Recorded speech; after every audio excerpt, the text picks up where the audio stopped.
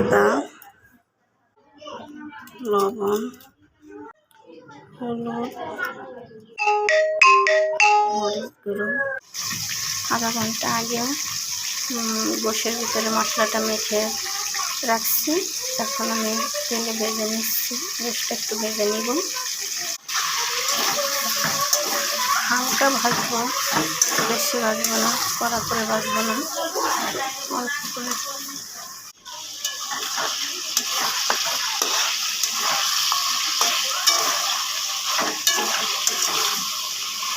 ভাজাটা শেষ, আমি এখন তুলে নেব।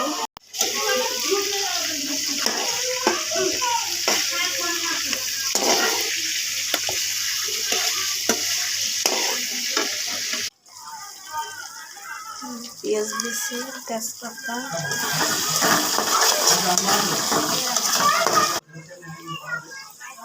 গরম মশলা, একটা দারচিনি, এলাচ, গোলমরিচ দিয়ে দিলাম।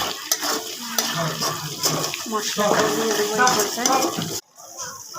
আদা রসুন বাটা, আদা রসুন দিয়ে আমি একসাথে বেটে রাখছি, শিলপাতায় বেটে রাখছি। হলুদ, লবণ,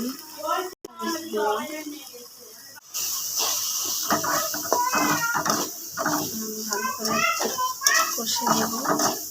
পানি দিয়ে দেবো হালকা, তেল ছেড়ে দিয়েছে।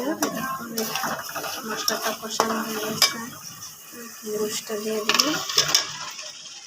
গোশটা দিয়ে আর একটু কষিয়ে নেব।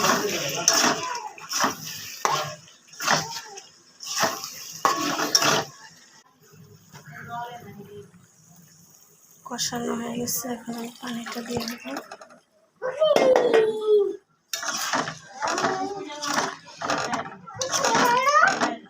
অল্প পানি দিচ্ছি, বেলা মুরগিতে এত পানি লাগে না, ঝোল অল্প হইলেই চলে। মাখা মাখা রাখবো আমি, একদম ঝোল রাখবো না।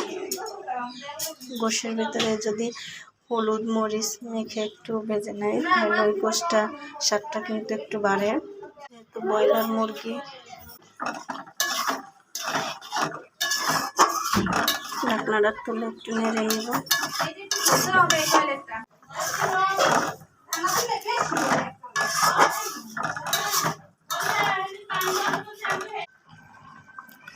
রান্নাটা শেষ,